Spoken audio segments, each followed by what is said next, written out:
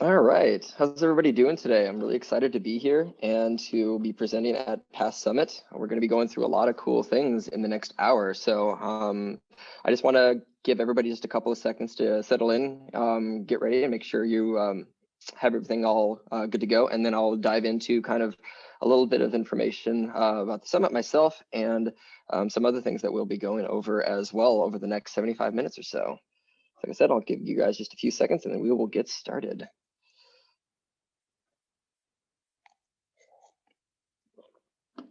All right, yeah, so my name is Reid Havens. I'll go a bit more into introductions here in just a second, but I want to go just through some of the introduction slides and then get started on what we'll be covering in this presentation today as part of this track. So, as well, as you know from a lot of the other things, there's a lot of information available for things outside of just the Past Summit. You will have plenty of SQL Saturdays and other local past groups to look up, and I highly encourage you to check out as many of those as possible. I know I attend quite a few events in my area where I'm from, and the great thing is with an international company is there's availability for a lot of resources and events pretty much everywhere in the world. Yeah, I will also highly encourage you at the end of this, please, when you can, use the link to visit the session evaluations. It really helps both past to see how the presenters have done and myself to also just be able to know how I've done. I'll never admit that I perfected this. Even now at I think it's over 100 events, both live and virtual, that I've done at this point. I'm still always looking for ways to improve. So I highly encourage it and appreciate the feedback, both from the organizational perspective and from my own perspective. So please do those at the end of the session today. But for this, a little bit of background about myself. My name is Reid Havens. I'm been in the industry now for about 8 years, industry being the business intelligence industry. Started all the way back with Power Pivot, graciously moved into Power BI when that started to become a thing. And it's something that I really love to do. I've kind of leaned heavily into the aesthetics and a lot of the report design and the front end stuff. I've noticed that quite often there are many reports that are built that have great data, that have really good models, great KPIs, but whether aesthetically or just as far as like how easy it is to understand and read, I've seen a lot of them kind of fall flat when it comes to the reporting elements, the report layer. So like that's something that I try to lean on as both a way that I can help educate people on ways to use the tool sets, and as well as just taking advantage of all the features that Power BI has to offer in the reporting layer to make both impactful reports, but also reports that have a bit of like the artistic element to it, making sure the right colors are used, that the formatting and layout has been done well, and it kind of has a bit of that like website like polish that feels to it, not just simply a couple of charts on the page with not much formatting in there. So that's kind of the specialty that I lean into, and it's often what I like to do these presentations on. I think it has a lot of value to be delivered, really understanding like what features are available for reporting. So what we'll be going over in this is really understanding how to enhance the user experience with advanced reporting features. 4 primary topics we'll be covering is really getting a deep dive into bookmarking, fundamentally understanding how they work. And let me actually help by getting my, there you go, my little laser pointer out. And also seeing some really unique ways to utilize bookmarks that might be things that you may or may not have seen before, as far as the things they can capture and the things that you can help to alleviate some pain points with. Better speaking is a lot of the goal with reporting is I would like to be able to get from opening the report to deriving an insight as fast as possible. Like you don't want people spending more time in the report than they need to. So with a lot of these techniques, it's reducing mouse clicks and reducing time in the report itself. We'll also talk about buttons and configurations. There's actually a lot of really interesting ways to utilize buttons and to format them in a way that's aesthetically pleasing, to make them appear a lot more interactive, rather than just a flat static button on the page that says a word, you click it and it does an action. You can make it very dynamic and interactive, even adding some animations in there as well. We're going to talk about measure-based formatting. That's going to be a really broad topic where it's not only conditional formatting that is in tables. Measure-based formatting can also be applied to text. So you can actually have dynamic text in titles, in buttons, in a lot of different locations. You can have many different elements in the report that can be changed as far as the coloring, for background colors, shadow colors, many different places you can apply that. So we'll talk about the possibilities that we can use that for. And then also some of the places in Power BI where tooltips are available, both report, visual header, and a few others, but we'll cover the gamut of the ways you can utilize those and some unique methods for also creating really unique tooltips as well, especially visual tooltips in Power BI. So those will be our 4 modules. At the end of each one of these too, for many of my demos, I leave space for questions. So as questions come up, feel free to type them into the chat, and then I'll have a bit of room then where I'll work with our moderator here and respond to those as needed. And then we'll also save some time at the very end of this presentation to have some room for just general discussions as well. I will say questions that come up during the presentation and demos, try to keep those related to the things that I'm demonstrating. If you have questions that are broader conversations around just things in Power BI in general, happy to answer those, but I will say let's reserve those to the very end of the presentation when I'll have a wider space for just questions related to generalized Power BI. All right, let's get started. So first thing first, let's talk about understanding bookmarks, and then an introduction, and then going into some demos. So as you can see up here, bookmarks have a few different common purposes and uses for them. They are things that capture every state that is in the page, and filters and a lot of other stuff that we'll explain in a second during design time. So it's something that the developer creates. There are also options to create user-based bookmarks in the Power BI service, though that's slightly outside of the scope of this. But commonly, they're often used to kind of consolidate multiple filter selections. Again, taking multiple clicks down to one. So in a case of, you might have 3 different departments, department A, B, and C. Each one of those departments typically clicks or filters 5 different slicers or filter pane filters that you have. So you can create 3 different filters to those to consolidate it. So you can click once to bring it to a configured state of all of those filters that have been pre-selected to get it to the perspective that they need. You can also dynamically change visuals and objects. So that actually is something where you can show and hide visuals on a page. We'll actually see some examples of that when we do our demonstration. And you can also assign bookmarks to buttons or images. So it doesn't just have to be a button on the page. You can actually assign it to images you add as well. There's a lot of unique ways to create locations to click that doesn't just have to be a flat standard button on the page itself. And then people can use those during view time in the Power BI service when they are consuming the report. Now the capture states, this is a completed list of everything that gets captured. I will also mention, by the way, this deck is going to be available as a PDF to download at the end of this talk. So think of this as kind of like a note card you can take with you, because there's a lot of useful information in here and summaries of features and limitations for many of the things that I'll be discussing today. But as you can see, many things are captured in here. Pretty much every configuration, perspective, hierarchy level, almost anything that you have on the page is going to be captured as a snapshot when you create a bookmark, and then you configure the bookmark to appropriately activate the state for any of these or not activate them. And there's some important things we'll do during setup to make sure that the bookmarks don't function incorrectly. I love bookmarks. They're one of my favorite features in Power BI. However, they can also easily be misconfigured. So we'll talk about a couple best practices to make sure that doesn't happen. Now for bookmarks themselves, a few main things that I wanted to discuss here. 3 primary states are captured when you create a bookmark, and these can be toggled on or off to return to this state when you activate the bookmark itself via image or button. So the data state, which will be filters, slicers, also the thing that's captured in there as well is hierarchy levels too. And we'll talk a little bit about this in a second, because it will give us some unique demonstrations to have a really unique way to use a bookmark that actually captures the hierarchy levels as well. The display will be the visibility, so that's whether or not a object is showing or hiding on the page. Also, spotlight and focus can be used. There's actually some clever ways to create like buttons on the page that can be used to toggle the focus mode of a visual. So again, lots of unique ways to utilize bookmarks besides just filtering, which was their original purpose when they were implemented years ago into Power BI. Current page is something that's a capture state. However, that's something that's kind of almost depreciated in a way. You used to have to make a bookmark to be able to navigate between pages via a button action. Now, Power BI has a dedicated option for that. So you can actually select, just create a button under the page. There's an option just to say action, page navigation, you select the page name. So they've kind of, in a way, gotten rid of the need for this. There are some arguments to say that some small, unique niche scenarios might be relevant for this and still allow you to need to use it. But the primary purpose of the current page essentially went away, and it's now easier to do through a dedicated action for this rather than needing to create a bookmark. If at any point you are creating a bookmark, this is one of the best practices that we'll be discussing in the demo. I almost never have all visuals selected. Like that's maybe 1 out of 100 bookmarks. So basically 99% of the time when I create a bookmark, I select the visuals that I care about updating, and I use the selected visuals section.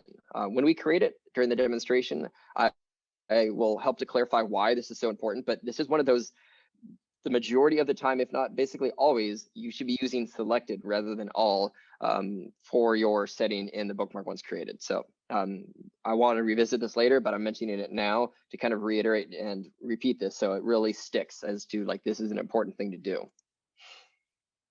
You can update the bookmarks as well. It's I feel like it used to be glitchier in the past, where it was to the point that most of the time if I needed to update a bookmark, I would delete it and recreate it. But if at any point you need to reconfigure a state, selecting the visuals that you care about, configuring them, whether or not by filter or display or anything else, and then you can update that bookmark to then reconfigure that to whatever new configurations you need or new business requirements required it to be updated. And nice thing too as well is you have the option to group them. Typically my mode of operation is I will do it by page. There's usually not that many bookmarks in a single page, and it just helps to organize it rather than having a very long list of bookmarks in there. And it's usually recommended too to make sure you give them some kind of a friendly name so it's just easier to read. And also when you come back in 6 months, you're aware of what the bookmarks were doing. Sadly, I've come into reports where it's literally been bookmark 1, 2, 3, 4, 5, and 6. And like step one is you need to give everything friendly names. How do you remember what these are unless you have documentation somewhere?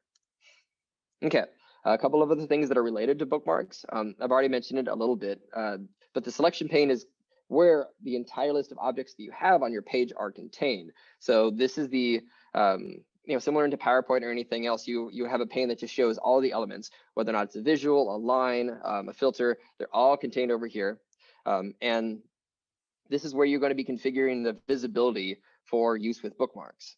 So you actually have the visible, which is indicated by just the eyeball icon open, and the other one where they're hidden is where you basically have the little slash through it. But this is where you would come in to configure if you wanted to toggle visibility.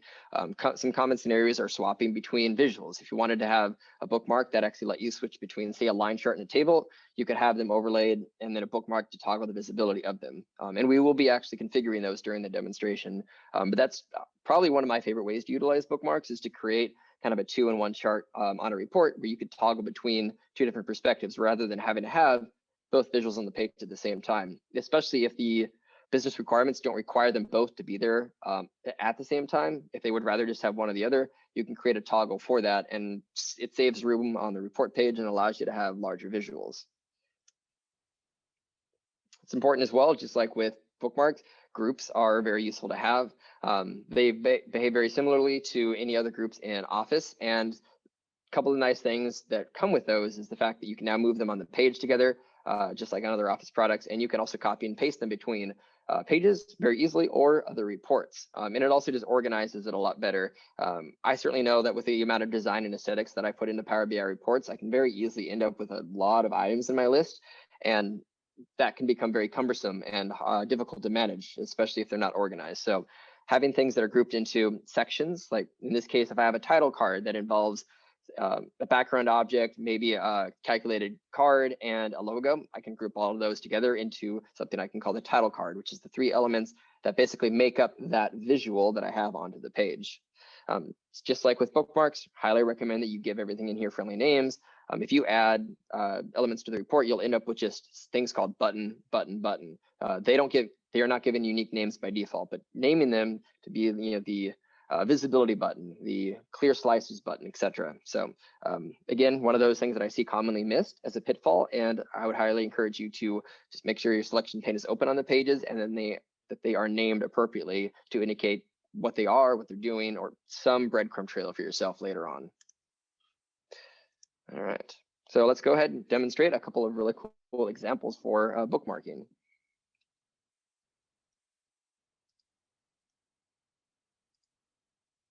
All right. Make sure my Zoom is still working.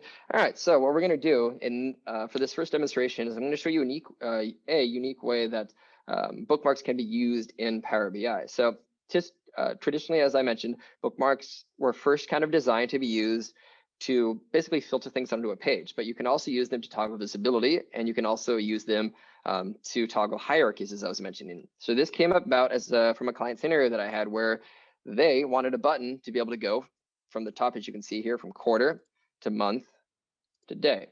And as you can see, I ended up implementing that for them, but that was a perspective I hadn't thought about before as far as bookmarks went. But essentially what's happening with these is when I click at the month level, what it's doing is it's actually taking each visual and going from whatever perspective it's at, it drills up or down to the month level and puts it at that level. So instead of the users for quarter level, as an example, instead of having them need to do this and click multiple visuals to drill up to that level, they can now just click any of these buttons to then automatically take the entire page to that. So I've minimized multiple clicks down into one, or reduced, better said. And it's not something I think that is often used with bookmarks, but it provides a very useful perspective. And I think it also helps to frame around what is captured with the data selection. So I'm going to run through a scenario here, or a demonstration of how to create one of these bookmarks, and you can see a couple of different things happening. I also want to explain what's going on at the top here as well. So you might notice that my buttons are somewhat interactive. They have things changing on them depending on the state. So we have, and when we hover over one of them, any of the ones that are not activated, you notice that it gets a little bit darker. If I click it, it also changes completely to a darker button that basically looks like a active selection, with the other ones then having some tooltips and other things in there as far as some visual and aesthetic configurations. So what I'm going to do is talk to you a little bit about what I did in here as far as the bookmarks, and then in our next demonstration, I'm going to show you how I formatted these with the colors. But what's actually happening is in these, I actually have two versions of each button. I have a unactivated one, which are these. Quarter and month are both have not been activated. They're the inactive buttons because I'm not at that level. And then when I click it, what it's actually doing is it's hiding the inactive one. So this month just had that lighter month was hidden in that spot, and then the exact same button on the same spot on the page toggled a different one that has a darker color, so it's now active. So it looks like I've clicked it, activated it, and now it's it doesn't have any different color changes or anything else. So I'm toggling the visibility on the buttons here at the top, and I'm toggling the data perspective at the bottom.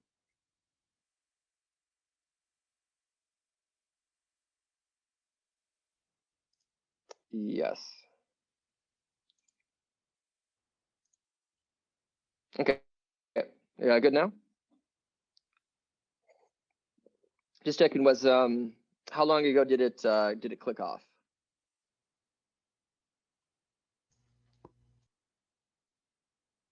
Okay, I just want to make sure there's nothing I need to go back too far to repeat, if anything.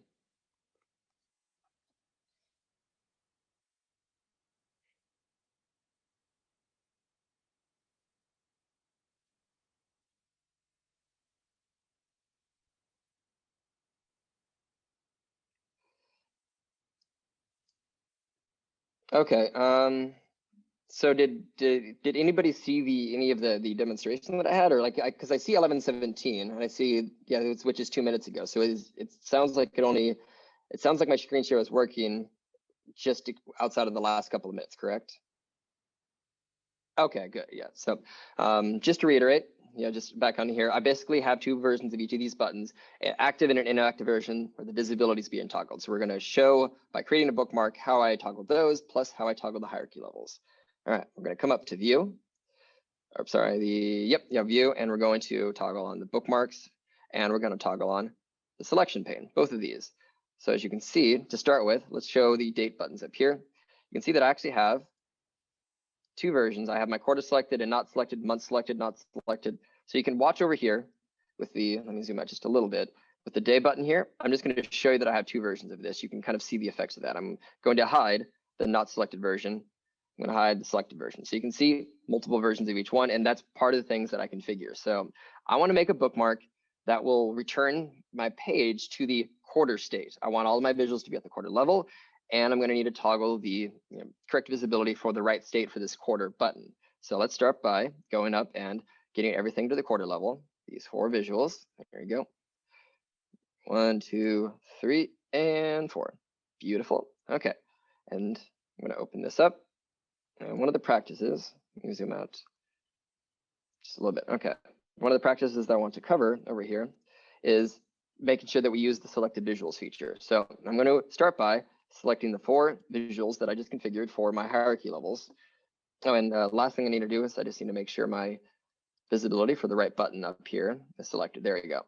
So quarter is selected over here. The not selected is turned off, and then I need to change the visibility for, there we go. Okay, so my page is fully configured. Quarter has been selected. The month is inactive, day is inactive. So this is what my page should look like when I go to the quarter level. I'm going to finish by, and I'm holding control, by the way, to multi-select in my selection pane. I'm going to select these 4 buttons. You can also select the group if you want to, but I like the practice of kind of individually selecting them. It reminds me of what I actually care about in this filter. And now I'm going to come to bookmarks. I'm going to select add, and we're going to get the bookmark that's over here. And there's a couple of states that, my zoom it tool is being a little grumpy, so I can't seem to zoom quite into the corner of the page, but hopefully you're still able to see it. We have the 3 states that are in here. We have data, and as a reminder, what this captures is not only the filter selection and drill through or drill down selection, it also captures the hierarchy level that I'm at in any visual. So that needs to stay checked. Display, that is capturing the visibility of objects in the page. So that needs to stay for the elements here at the top. Current page doesn't matter, though I still want it turned off because it will help to confirm if I ever look at this bookmark later that I don't care about that. So I want to uncheck this because the goal of this bookmark is not to navigate between pages for me. Now, the important thing that I want to mention right now, see if I can do a, it's not letting me draw over there. Okay, so, well, I was going to try to draw with my zoom tool. It seems to be a little grumpy. But what I basically want to represent is my selected visuals here. That represents everything that I've just selected. So it's important to note the reason I'm doing this. So when I create a bookmark, if I have all visuals selected, that means that every visual on the page, whatever state it's in, whatever filter is applied to it, whatever level it was at in the hierarchy, all of those will get turned back to that state. Okay. Just making sure there were, I saw a little pop-up for the chat window. Those will all get turned back to whatever state they were in. We don't want to accidentally trigger something. As an example, if I had a slicer on the page that was filtered to 2018, and I had all visuals selected, that means that with data check, that filter is now, every time I activate this bookmark, it's going to take me back to 2018, even if I change that filter. So selected visuals helps to protect the bookmark from accidentally triggering other states in other visuals that have nothing to do with the effect or the action that I'm trying to trigger. So that's why I'm saying is 99% of the time when you're making these, you really are almost guaranteed going to only want to be affecting a subset of items on your page, which is why you want to select those in the selection pane and then do selected visuals, which will reflect making sure that these 2 capture states will only affect these elements on the page. It's think of it as just a way to protect and to enforce that the bookmark is going to work correctly and not accidentally trigger states that you don't want to be triggered. So that's why I had that selected. So now we can just clear off of this. For good measure, I will just call this quarter test. There we go.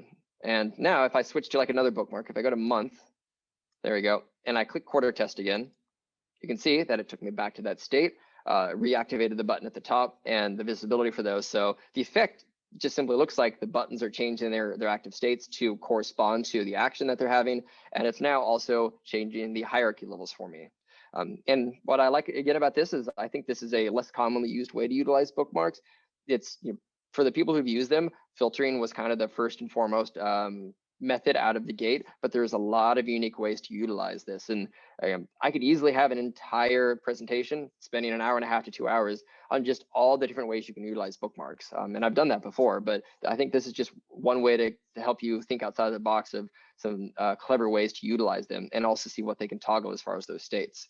Before I go into the next section to talk about buttons and their configurations though, are there any questions about bookmarks or the demonstration that I've just covered? No questions so far, Reid. Perfect. I'll go ahead and move on to the next demo then, or better said, next presentation then demo. There we go. And with this slide deck too, that I'll encourage you to download later on, the PDF will have a bunch of links like this with various good documentation, both for the Microsoft Docs, and I also have a substantial number of videos I have on my YouTube channel that actually walk through a lot of very cool techniques regarding bookmarks as well. There's a pointer. There we go. All right, talked about bookmarks. Let's go ahead now talk about configuring and formatting button states. So just as kind of a little bit of an introduction into buttons, they add a very good functionality when it comes to basically providing a platform for actions for buttons, plus a lot of other things as well that can be assigned to them as things to trigger or to go to inside of the Power BI reports. Now, primarily, there are 4 key states. Used to be 3. They recently added a 4th one this year, but there are 4 states that buttons have, and you can configure them in a lot of different aspects of how they look, what they do, and just how do they appear on the page in each of these states. So the idle state is simply when it's on the page, your mouse is nowhere near it. What is it doing? What does it look like? When you hover over it, what changes? So that's a separate state. So when you hover, you can cause a lot of different elements to change. You can change the border, the font, the text, size, the coloring, background color. Many different elements can be reconfigured to give it a changing effect when the mouse starts to hover over it. This often will indicate to them, oh, this can be clicked. It's just like on a website, you hover over a button, a little sheen will move across it, or many other different elements in there. Selected is what happens when I depress the mouse button, typically the left mouse key or left mouse button, and some other state will then happen. So 3 different primary states that can be configured. Disabled was recently added this year when they added those new features for page and drill through navigation. So there's ways to have them turn on and off.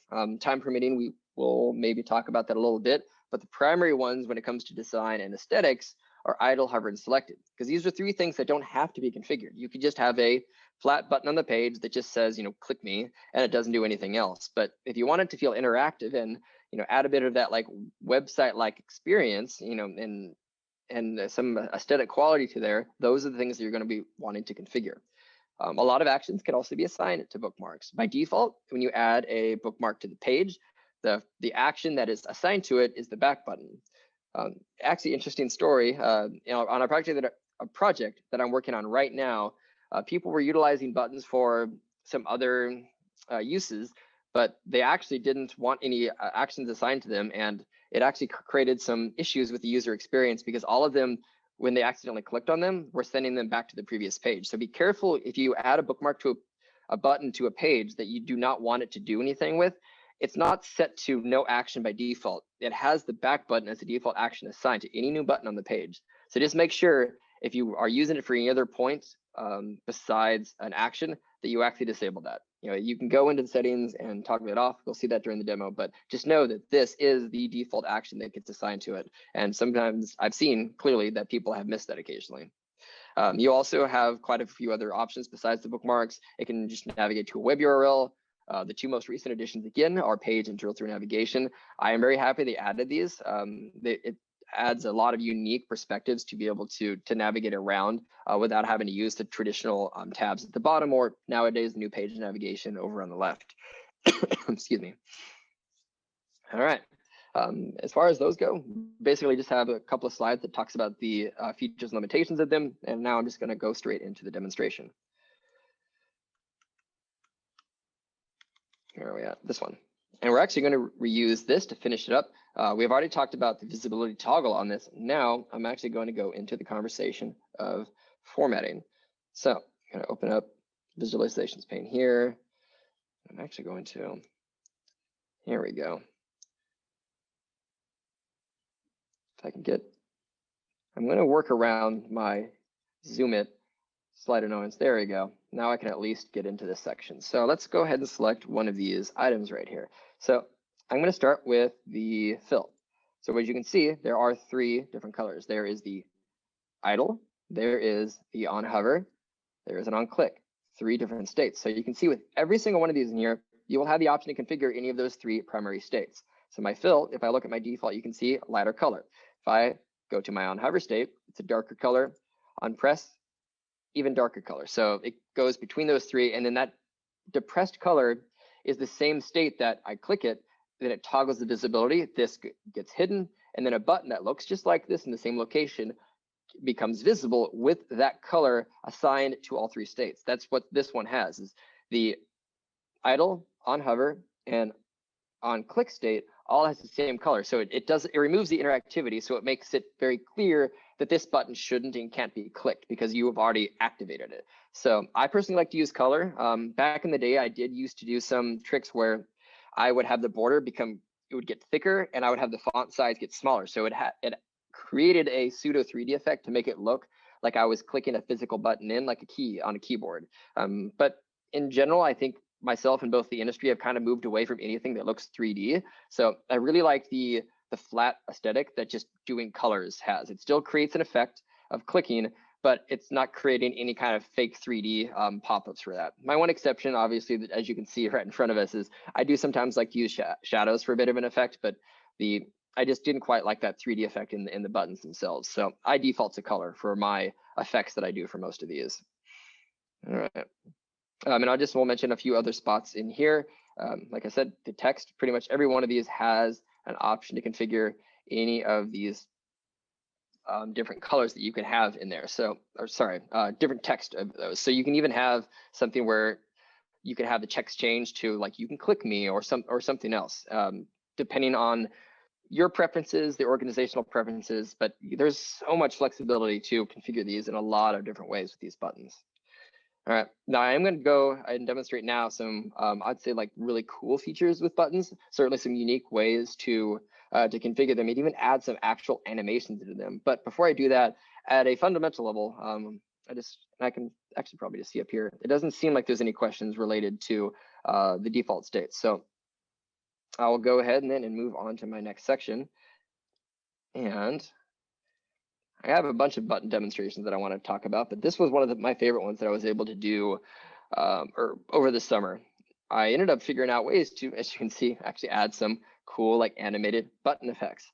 One thing that you can do in Power BI with buttons is the fill state doesn't actually just have to be a color that you can change. You can actually add in an image, but among the images that you can add is GIFs. So I will show you a couple of examples. So default, on hover, little animation going through there. We also have on click, so 3 different kind of states, but we can kind of like a website, you can just add some artistic animations into there and have a bit of fun with the buttons. This one has raindrops that are falling down.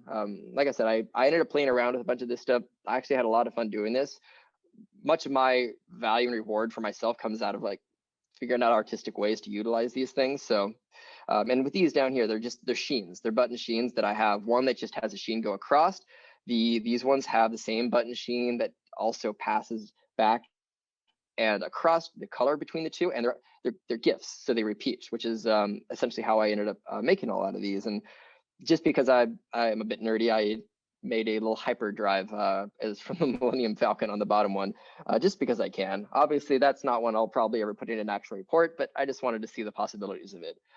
All of these actually, except for the bottom one, were made in PowerPoint. I didn't use any fancy photo editor or anything else. I made the backgrounds for these simply in a PowerPoint a report, and I exported them and I imported them as GIFs. So let me show you what they got imported into here, and then I'll show you how I made them in the PowerPoint doc. It's pretty straightforward.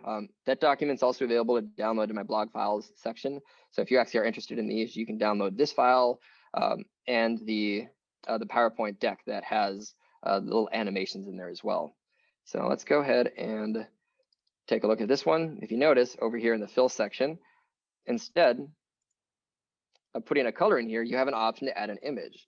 And in this case, I just clicked add an image, and then I added a PNG image for the default state, and then the hover state. If you take a look here, let me hover to get the tooltip, it's a GIF. So that animated bottom is a GIF that is playing. The one thing that I'll mention, if you don't have anything assigned to any of these states as far as an image or an animation goes, it will add it automatically to all 4. So by default state, if I click add an image, it will add it to this state and every other state in here. The way to have different ones in each is simply add it to your first state. So let's say the default state first, and then you come in, delete that same image that was used on the on hover, and then you add your second one and your third one. I first thought you could only have one image for all 4 states because of that, but it just automatically adds it to all four, and then you just go through, delete the other states, and add in your alternative images to get the desired effects. So let me show you the actual PowerPoint that I used to make these. It didn't actually take me that long. I just Googled like CSS, but I basically Googled button effects for web pages in Google, and I looked at people's designs and animations, and I copied them in PowerPoint. Figured out how to do a few of those. So as an example, let me see if I can zoom out here. There we go. So my slide one for the Sheens is, it's just a bunch of objects that I animated across. So I'm gonna open my animation pane, and there we go. Yeah, so like this here doesn't do anything. I basically just took this bar and I provided it a movement animation. I just went to add animation. I assigned it a line motion path, and the effect, if you watch me, just there you go. It just drags it across. And from there, with any of the other ones, I'll show you the other demonstrations in a second and a few techniques I needed to get the effect that I want, because it needs to be able to loop perfectly. So the actual thing that happens here is there's two different animations. It will go across. I added a couple second delay into the animation thing, and then I added a second animation for it to come back. Now it's a perfect loop. So when the GIF continuously loops through in the file, it will swipe over, pause, and swipe back. And this thing is a total of 8 seconds in here. And then I basically went up, and there's an option to export to video. And then you can choose the length in here. So because the bar swipes over, it waits, has a 4 second and swipes back, waits another 4 seconds. That's a total of 8. And if I make my slide itself a total of 12 seconds, I basically get a perfect pause between each. It will have 4 seconds of just the button color. The thing will swipe across, another 4 seconds happens, swipes back, and then another 4 seconds before it basically makes certain that the animation will have 4 seconds between each movement. And again, I just configured it to perfectly loop with itself. And now I can just say create an animated GIF. I pick how long I want to animate it, and then the file size. Obviously, you don't need it super large if you're going to do something. So 240, 480, it just depends on how big you want the GIF to be. But you create that, and then you can just add it directly into there. One exception being is that you would only want one slide actually to be listed here. So if I was to make an animation for any one of these slides, I would delete everything else. Then I would go to the export, create a GIF, and this one single slide would have the time and the animation that I would want to import for that. So it's fairly straightforward as far as you just basically build the animations in PowerPoint, export it, and you've now had it. You basically created your GIF creator directly without needing to use any additional tools. I'm sure there's better ones out there. You could probably do a lot of really amazing things in After Effects or Photoshop and Adobe or other tools like that, but I wanted to try to find the most universally applicable tool that people could use and reproduce. Same thing with any of these other slides. It's just a couple of other animations in there. This one just has 2 objects that follow there and back, so that way it has that color change for a couple of fun other added pieces. I do want to demonstrate the little things down here. These ones were a little bit trickier, again, because you don't, when you ever create any kind of loops or animations, you don't want it to jerk. You want it to be able to stop and then restart seamlessly, so nobody can actually know where it's looping. You want to create the perfect loops essentially. So what I will do to be able to have this, as you can see, it basically just loops from one side to the other. It doesn't last very long, but the animation, if we take a look at the bottom, what it actually does is it starts and stops directly on top of the line. So you see how it finishes there? That would obviously break and it would look jerky if I try to save it as the animation here. So the actual stopping point, it stops directly on top of a line. So that way it will seamlessly stop and start at the same spot every time, and it will just look like it's scrolling forever. It only moves a little bit over from this side to this side. It just slightly scoots, but then it continually repeats with this visual that I built out, covering the bottom of the page. So it looks like it's endless. So those are the couple little like aha gotchas that I had to figure out and tricks for making these. But again, all of it's very doable in PowerPoint. Even this, again, all this is I just had a bunch of lines that I ended up just angling, copying and pasting, putting together. So just use it as a very basic photo editor or object editor, animate it, and you can save it off to a very cool export. And at this point, it's an artist's easel. You have full flexibility to make any kind of animation that you want without much difficulty. So awesome feature that I loved to kind of figure out. And the end result is you get, if I close that, you get really cool animations like this. And I think the Sheen's probably the one that I'm going to use the most. And the reason that I built this, if you actually want a business reason, besides like, you know, it looks cool, sure, but what's a good use case for this? For people who want a hint to click something, I think the Sheen can actually be really useful because it, rather than having to wait for them to hover over it to get an animation to show that they can click this, if they see this in the upper right corner of the page on the small button, like, oh, okay, this is something I can click. It just helps to you know, give a visual indicator. This is probably something you can do something with. It's a hint of, you know, what's happening on the page. So that's the reason I implemented these originally. But there's a lot of fun ways I'm sure people can implement and deploy these. Before I move on to my next demo, is there any questions about the buttons that I just made as far as any of the Sheens or animations for these? We do have one question, Reid. Sure. I like to add spin buttons when data is long running processing on PHP pages. Can this be done in Power BI? It's a great question. So it sounds like you'd want to add some kind of like a spin or processing. I don't think there's necessarily a way to have something like that would pop up and close during refresh.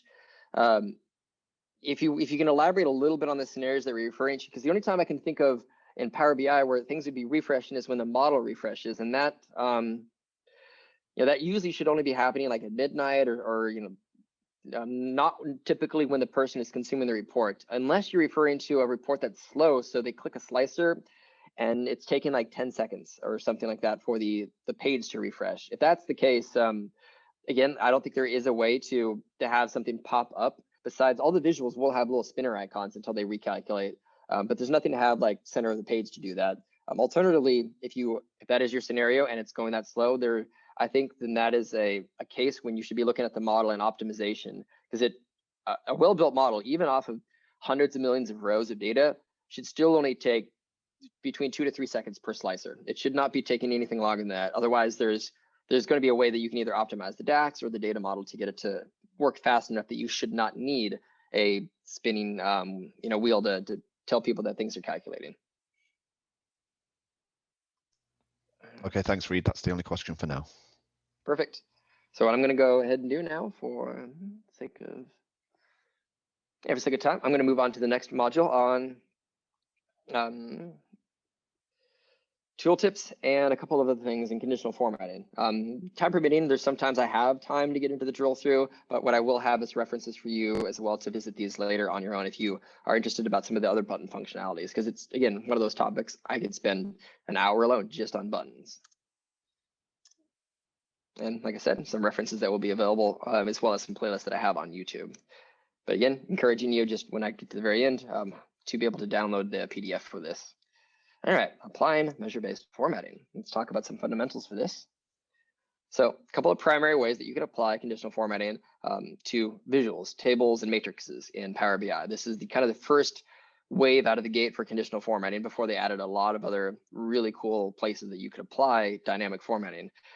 They started really just with the Excel ones, the background color, font bar, data bars. They more recently added icon sets about a little over a year ago, and web URLs as well. But a lot of different ways that you can apply formatting into tables to help make them more like a visual and less just like a sea of black text against white backgrounds.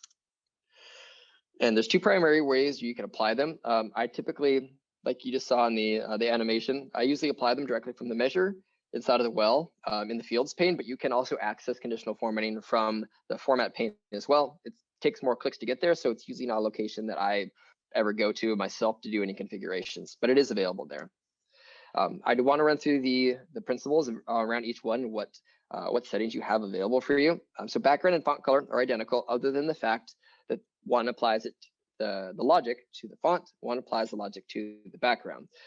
Otherwise, they mirror each other completely. And a few notes as well, just with the color scale, where you can apply it off of a min and a max or a set value. Diverging, if you want, will also allow you to add that third color into the middle between the two.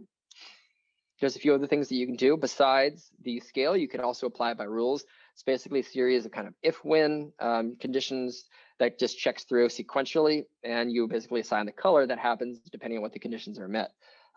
This is a recommendation that I would say I typically avoid setting by rules, because those rules will only apply to that one visual. There's also a better way to do it besides this that I'll get to here in just a minute.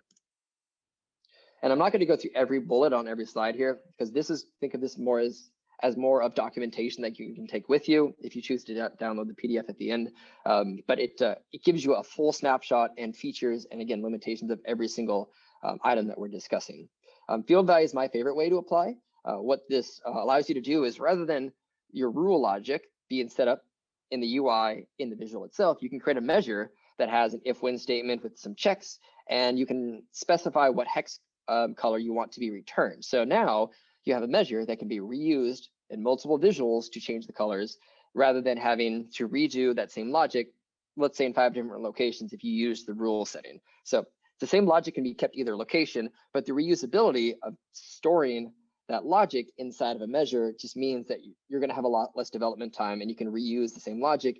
And better said, you can also make sure that you are not accidentally making a mistake. Like maybe you set one color here to be green, and you might have set it for a different shade of green on that other visual. This way, that logic, when it's reused, will 100% be the same in every single calculation, because you don't have to retype it, and you removed the chance of human error. So this is usually where I encourage people to create them. We're discussing it, but we won't actually be writing any field values, but we will be showing how to use them in Power BI. Data bars are pretty straightforward.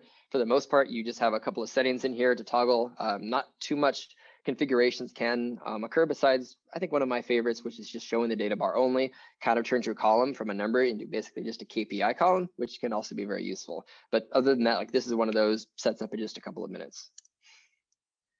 Icons is one of the ones that I was happy that was added. I'm still surprised how long it took Power BI to add these into here. You have been able to use DAX for years to do the same effect. Returning an ASCII character or an emoji, you can basically create your own KPI icons to add to a column yourself, but now it's built into the UI, so you don't have to write any measures to get this effect.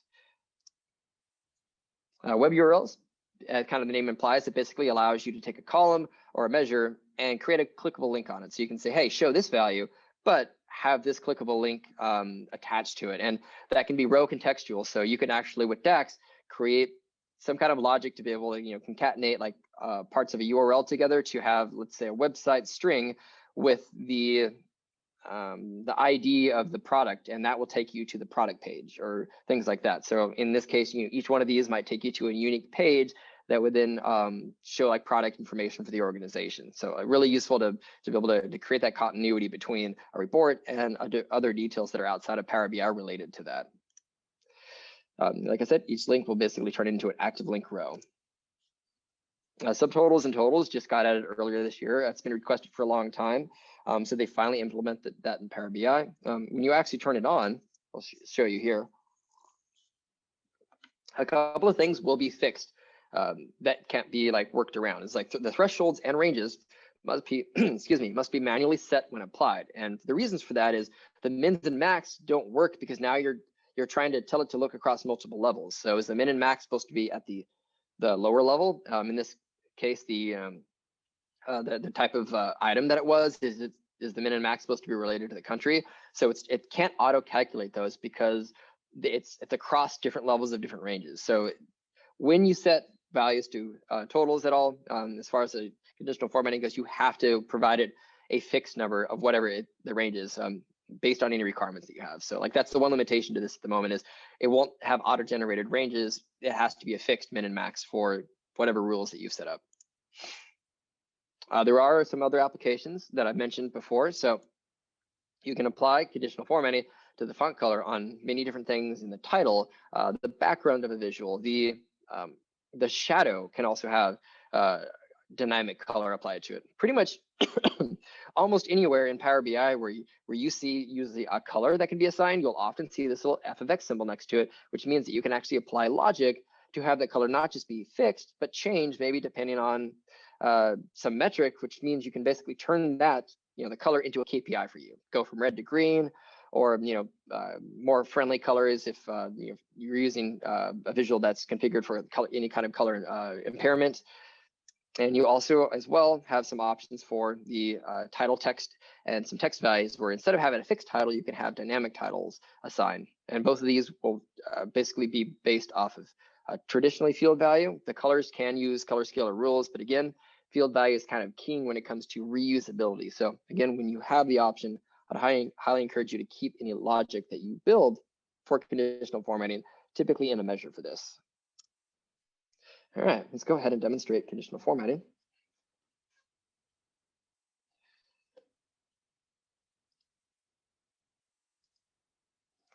There you go. All right. We'll zoom in a little bit here.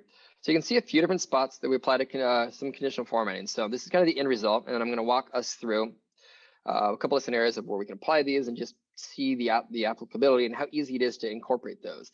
So the table here has both the bars, some color formatting, icons as well, even some URL links. So let's go ahead and go to the report start and just kind of walk through some of these. Come on. There we go. And what I'm going to do, again, that to about right. Okay. Try to get the edge of this to be just about where the edge of my zoom tool gets to. Perfect. Okay.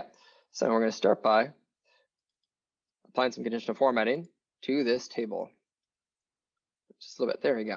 So to start with, let's go ahead and go to the sales measure. I'm going to hit the drop down to this, and I'm going to do some conditional formatting here. And as you can see, we have the four options: background, font, data bars, icons, and web URL. So I'm going to start the conversation by applying some background color. Let that pop up. There we go. Thank you. All right. And I would also recommend red and green often has a lot of weight and assumptions behind it. So if you can, especially when you're not trying to indicate good and bad, you're trying to indicate maybe less and more, I would recommend selecting more neutral colors. So I'm just going to go ahead and select this from like a lighter blue to very dark blue. So at least it still shows a range, but it's not going to be as impactful or significant as a red and green might have. And in this case, there's also some other considerations to do. One thing that you might want to consider is how dark is the color? What is the font color that's matched with it? Clearly, you can't really read that particularly well, so you might want to consider, instead of a very dark color, a slightly lighter color. Alternatively, one other thing that you can do is if you actually don't care about the value and you're maybe more wanting to show a color distribution and have the color be the primary indicator on the visual while hiding the data label, there is no option to hide data labels for conditional formatting. You can hide labels with the data bar, but to get that same effect with the conditional formatting, you would instead come over and open up the menu, conditional formatting, apply that same logic twice to the second time, scroll down a bit, there, come on, font color, there we go. So let me rinse and repeat that. I'm gonna set this to light blue and dark blue. There we go. The achieved effect now basically scrubs that out. You have the color matching from both the background and the font, so they essentially blend into each other, creating the effect of hiding the data labels. Somewhat useful in a visual like this, but what I actually like to use this for is I'll actually create a heat map where I have something across both the column and rows, and I basically have one grid of values that have now changed from numbers displaying to simply the color shown. So you actually get a nice like heat map distribution between all those cells. So very useful to do it that way. Again, it would be nice if just background had a checkbox next to it that just simply said hide data labels, but applying both at the same time gets the same effect there. There's a few other things that I'll just mention in here. I'm just going to quickly show you the option of turning on data bars. That's not particularly complicated, but I'm doing that on the next visual over. So go ahead, conditional format, data bars. And for this one, I'm not even going to worry about the colors at the moment because I do want to get through a couple of other demos. So I'm just going to leave it turned on and set to default. And there'll be a couple things that I will mention just as part of the deployment of this. So by default, it will only show at the lowest level in the hierarchy visible. So right now, The lowest level showing right here is this category below country. So if I drill up, the conditional formatting now applies to the top level. As soon as I expand out any one of these levels, either using the controls or this at the top. So if I do expand selection, perfect. You'll see that it removes it off of the country level because now just one level of the lower level is showing. So that's how it does it automatically. If you want to, you can also apply it to totals and subtotals if you choose, but the default behavior is just to have it apply at the lowest level showing at any given time. So that's why you can see it automatically applying that logic as you basically move in and out of the hierarchy levels. It's very convenient when it comes to that. So let me actually, there we go. I know setting the same feature up in Excel would be a little bit more difficult. So it's nice to have that just automatically calculate for you. Okay, last but not least, I want to talk about here before I discuss conditional formatting in other locations is, I'm going to come over to the icons. So again, conditional formatting, if I can get my screen to zoom down. Zoom it tool, you are being super difficult today. All right, stay zoomed out, icons, there we go. Let that pop up. Standard configuration here. What's nice too is the styles will also automatically create your rules at the bottom for you when you select a style. So right now I have 33, 67, 100. If I go to 5, 20, 40, 60, 80, 100. So it will automatically create the rules for you that kind of represent the styles. You can reconfigure them as needed, but it's kind of nice that it gives you like templates of icons and then the ranges for you without having to do too much other tweaking. If I just go ahead and select OK, again, automatically adds it into my visual over here and keeps it at the appropriate level. So as you can see, it's very intuitive and easy to add it to the visuals. And that's just conditional formatting inside of matrices and tables. Now, I also want to discuss kind of bringing them into the cards up here. Let me just remind myself 1 second the calculations that I'm using in here, but I'll start on this page and I'm going to use the cards up here as an example. So let me go ahead and open up my selection pane. Actually, just get rid of this. Here we go. Okay, so let's take this card right here. I'm going to take Australia. Go ahead and select that. You can see that the little top piece here is just a card that I made, single value card. And if I open up the format painter and I take a look at the data label here, notice that my color does not have an actual like color drop down selected there. I can actually clear this just to show you what it would normally look like. Typically, when you have not applied conditional formatting yet to the color, you'll have the f of x symbol next to it with the standard color picker here. But if you apply conditional formatting, it will change the icon to that. So I'm just Control Z and back, and I'll show you what calculation I have in here that is doing this effect. So I'm going to open this up. You can see that I have an option to format by color scale, rules, or field value. I selected field value, and there is a field, a DAX measure in my model called card KPI. So that is contained. All right, look this up. There we are. Logic is pretty basic. I have a couple of variables declared just to make this a bit more readable, but basically just a super simple calculation here at the bottom. The KPI is less important of what my logic is, rather than the fact that a measure can provide hex code colors to then be passed through into that attribute on the visual, which changes the data label color. So basically just do a check. If that check is passed, you turn green or you turn red. This also could be a switch true in DAX, which you basically have a series of checks. So you could have like a red, green, blue, orange, yellow, purple, pink, whatever colors that you want for your metric list, based on whatever needs you have for your business requirements. You can set up that logic here. And now I can use this card in there. It's actually the exact same logic that I used in, if I can actually get my top section to show. Come on, there we go. Every one of these cards uses the same thing. Otherwise, I would have had to go to rules. I would have had to create a rule for each card for the color. And if condition is met, and then the next card, I'd have to redo that. So I'd have to, in what is this, six different cards in front of us, I would have had to recreate that logic 6 different times. That's a lot of development overhead. And it's a waste of my time, and it's a waste of the client's time as well. So anytime you have repeatable logic like this, 100% put it into your measure, and then use the field value to basically pass through that logic just directly into whatever attribute on the whatever color attribute on the visual that you have that you're trying to change. I will just, as one last mention on this, for these, you do have the option, come on. There we go. You do have the option to use hex. You can also use RGB code for colors. You can be flexible on how you want to identify what the color is itself.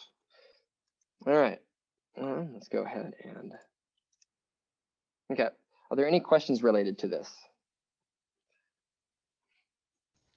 We do have one question, Reid.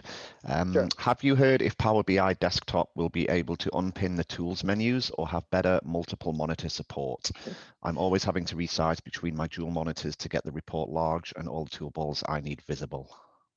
That's a great question. I mean, it's you want it almost modular like SQL or tabular editor where you can, reconfigure in the pages. I've heard a lot of people ask about that. I personally have not heard any rumblings on features of that coming out anywhere in the near future, at least for the report interface.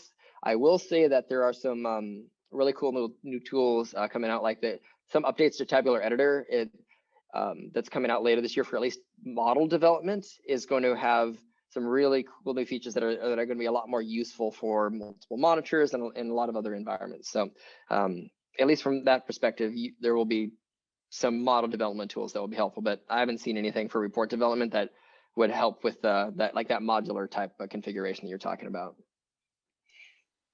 Okay, thanks, Reid. That was it. Yep. And I think for this last section, what I'm going to do is, just for sake of time, because I do want to leave a little bit open for questions, I'm going to go through the slides that I have as the conversations around report tooltips, and then direct you to a link where you can download a template that shows you that will give you a lot of configurations for sizes and shapes. But let's go ahead and finish the presentations, and then I'll leave it up for the questions for the remainder of the last 10 minutes or so. All right. Report tooltips.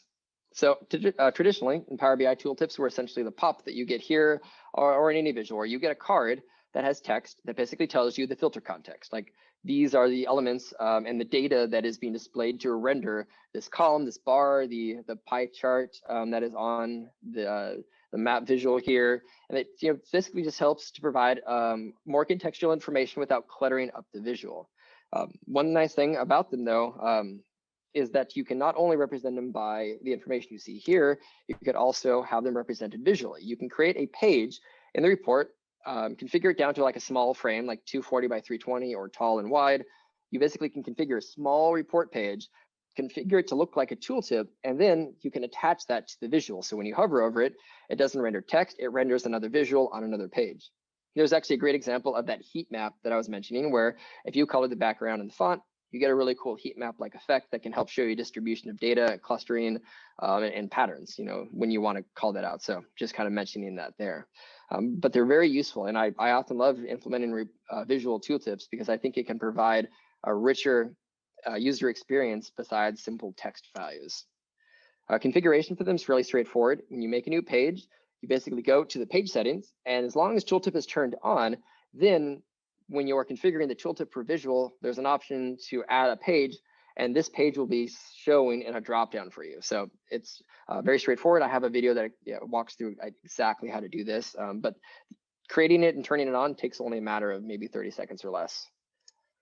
Another thing you need to make sure you do, though, is if you actually create a tooltip page, you want to make sure your page size is smaller. You don't want a 1080 tooltip popping up covering the whole screen in front of you. You want a small little tooltip to attach to the visual. So you have the pixel size and width to configure. The tooltip by standard is 320 by 240, but you can also do a custom page size and define it wider or taller. As you saw, my heat map was tall and narrow, so clearly there is options to change the size to fit the visuals that you have.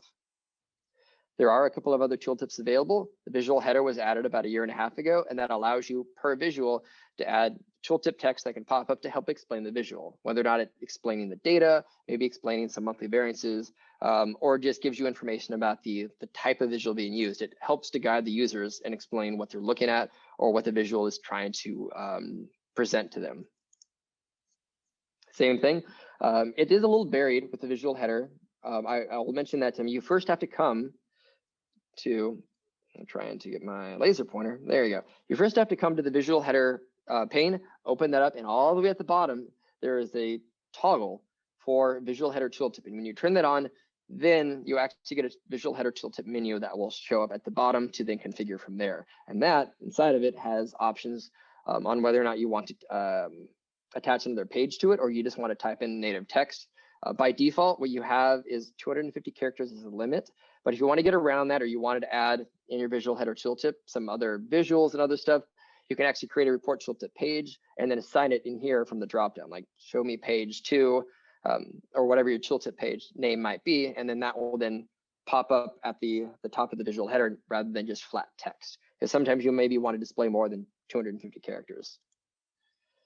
Standard configuration settings are located at the bottom to there. Like I said, normally I would have the demo, but we're approaching on time for this. So I will have references for this that will actually have a lot of the, where are we? There you go. A lot of the videos that I'll have available in talking about many things related to report tooltips. So again, this is just one of those. I encourage you to download the PDF at the end of this. But overall though, are there any questions now about anything that I've covered, or also just broad Power BI questions in general? At this point, I'm opening the questions up to kind of just the gamut of any questions you might specifically have for me, topic or off topic. No questions right now, Reid, but I guess we'll give it a couple of minutes for people to type in questions if they do have any. Now would be the time. Yep. Perfect. And I'll put up a couple of other slides too. So some resources. Again, if you want that PDF, you're welcome to use the QR code. And I have a speaking events page where there'll be a link to this event at the past summit, as well as a link just to download that PDF. So you'll get the full deck, all of the slides that we talked about, plus each one, a lot of those will have recommended practices, plus many links as well to go to various playlists that I have on YouTube with additional resources, plus a lot of really good Microsoft documentation on a lot of those topics. Just as I mentioned too, a couple links here from my consulting services, and I also have quite a few files and templates to connect to various common cloud-based data sources like Google Analytics, Spotify. I have one for Uber as well, that you basically can plug your data into. I have some calendar templates. And basically with any of those or any of my services, anybody who attends my speaking events, I provide a discount code to get 30% off of those, and that lasts for a month. So that code's located here. I also have a lot of content for my YouTube channel. I'm at 120 videos now. I do one every Tuesday, 5 to 10 minutes on lots of cool conversations and topics in Power BI. And I think it's very good way to get started, especially if you want various tips, tricks, and if you like the content you see in here, you'll get very similar content on that as well. And it's a great way to start your Tuesday and just learn something new about Power BI. So encourage you to subscribe if you are interested, and then feel free to reach out to me on LinkedIn. I'm happy to answer any questions for you when it comes to Power BI. I will just try to, don't send me a paragraph problem. Questions that are harder or longer like that, where there actually is an issue to fix, I encourage people to check out the Power BI community website. Not only because it's something that takes a lot of time to sometimes solve, but it also is a place that if a solution gets answered to that, now it's searchable online for other people to find that. So it really helps to make sure that this problem can be seen with the solution provided by some contributor, sometimes myself included, by other people who might be looking for that similar problem. Okay, we do have a couple of questions. Mm-hmm. Okay, so in a line chart with multiple lines, is there a way for a tooltip to show just one value for a single point, not all values of all points at the same position on the x-axis? Yes and no. So the default tooltip in Power BI, and again, like the multi-axis The multi-axis line chart, I'm not sure if you're thinking about that or just a line chart with two metrics in there, but typically the tooltip will show both. Like you hover over January, you're going to get the two values for the two lines showing on there. If you want to get around that, you can create a report tooltip page that looks just like that regular tooltip, whether or not it's, you have it, the text readout or a visual, but basically build out a tooltip page, small little one, that would be a card that would show on when you attach it, that is only showing the value that you want. So you basically put a card onto the tooltip page with the one value you want showing that's used on the line chart. And that's the way to show only one out of the two values. Again, I'm spitballing off of how I think that would work, but that should provide a solution to you because you can't toggle off in the tooltip that's native in a visual in Power BI. There's no way to like turn off one of the metrics for that. Okay, thank you. And how does Power BI compare to something like Tableau? Are they competing products? Excuse me. I laughed a little bit at that. Sorry, wrong pipe. Okay, yeah, the 100% are competing products, but that's also one of those questions where that could easily be a 60-minute conversation. They both offer competitive advantages. I will say the main reason that I like Power BI is the fact that it is a visualization tool. And like Tableau does visualizations, arguably some of the visualizations are prettier or fancier. But what it does not have, which is what Power BI has, and like I like to think of Power BI as a reframe where it is not a visualization tool as much as it's a modeling tool. The modeling tool in it, the tabular engine, the Vertipack engine that's in there, that's in SSAS, that is in Azure Analysis Services, Power Pivot.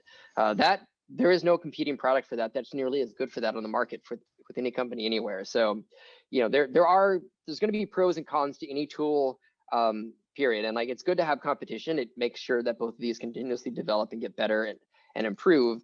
But the thing that I think corners the market for Power BI is the fact that it has the modeling platform, it has Azure, it has all these powerful engines behind it that supply the data sources, the connections, the transformations, and the model that really is like, to me, the game changer and what makes it any other tool a non-starter versus that, because it's that model is just so powerful. I could spend another hour just talking about other pros and cons between them, but this summary of that really is the number one thing of why Power BI it's the data modeling engine.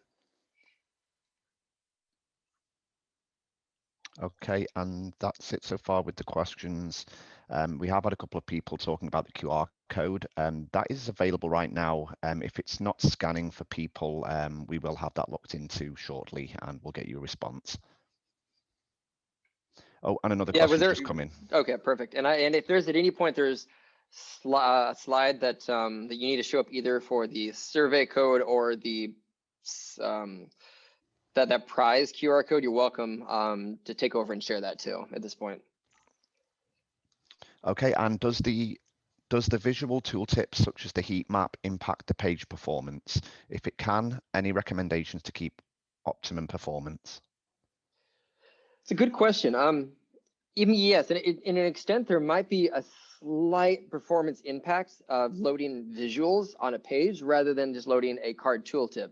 But typically, in most models, that should be fairly negligible. If anything, on a large model, most of the time to render a tooltip is going to be from the calculations in there, like the DAX measures. And there is a double-edged sword. Like, don't go and put 15 measures in every tooltip on every visual on your page, because each time you make a slicer selection, it doesn't just calculate what you see in the visual. It also will then recalculate every metric that is in your tooltip.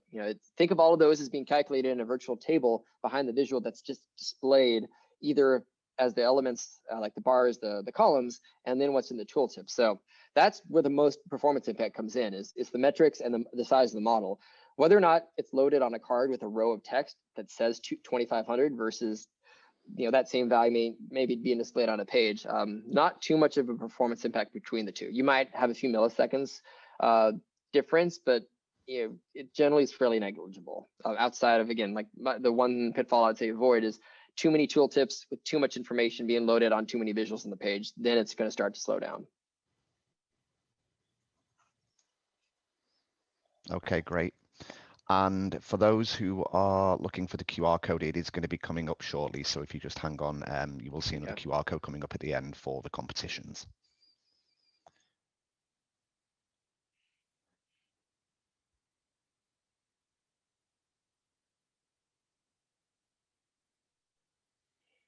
Doesn't look Give like it- there's any more questions coming in, Reid. Okay. Yeah, probably we can go ahead then and then wrap up and can finish just showing the QR code and anything that's needed now. I don't know if I need to stop sharing my screen or not. Okay.